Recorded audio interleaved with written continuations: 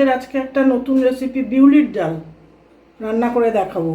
এতে প্রথমে বিউলির ডালটা ভেজে নিয়ে ধুয়ে নিতে হবে, ধুয়ে নিয়ে তারপর সেদ্ধ করে নিতে হবে প্রেসার কুকারে। তারপরে কি কি ইনগ্রেডিয়েন্টস লাগবেন দেখুন।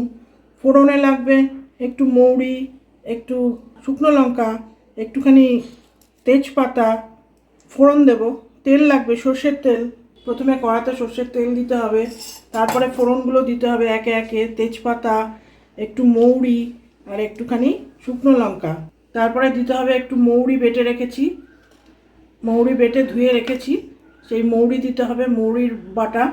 তারপরে একটু হলুদ, একটুখানি আদা বাটা, তারপরে নুন, চিনি ইত্যাদি দিতে হবে। তারপরে কাঁচা লঙ্কা দিতে হবে, দিয়ে নামিয়ে দিতে হবে। খুব সুন্দর, ভালো লাগবে। গরমকালে এই ডালটা খাওয়া খুব উপকার, পেট ঠান্ডা করে, শরীর ঠান্ডা করে। ডালটা ধুয়ে সেদ্ধ করে নিয়েছি প্রেসার কুকারে, এই যে ডাল সেদ্ধ। এবারে ফোড়ন দেবো। কড়াতে তেল দিলাম, তেলটা একটু গরম হবে, তারপরে সব ঢেলে দেবো। প্রথমে শুকনো লঙ্কা ছেড়ে দিলাম, তারপরে দিলাম মৌরি, তারপরে দিলাম দুটো তেজপাতা। এগুলো ভাজা ভাজা করতে হবে।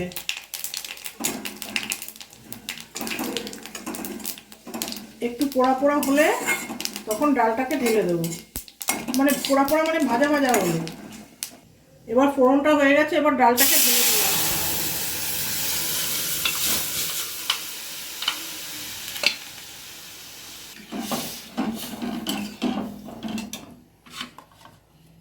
ডালের মধ্যে এবার এই মৌরি বাটার জলটা দিয়ে দিলাম,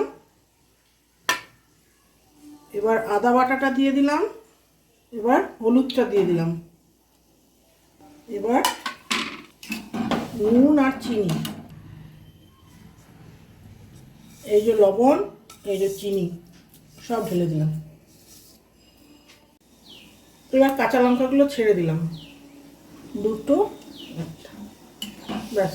এবারে একটু জল করে নামিয়ে দেবো, এটা রেডি হয়ে যাবে।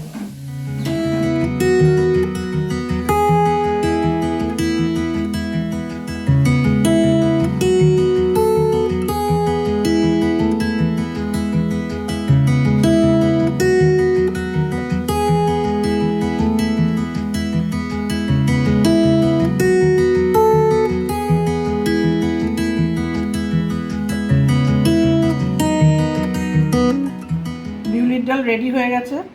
আপনারাও রান্না করবেন আমার মতো করে এরকমভাবে, তারপর কমেন্ট সেকশানে জানাবেন, তারপর লাইক, শেয়ার আর আমার চ্যানেলটাকে সাবস্ক্রাইব করে দেবেন।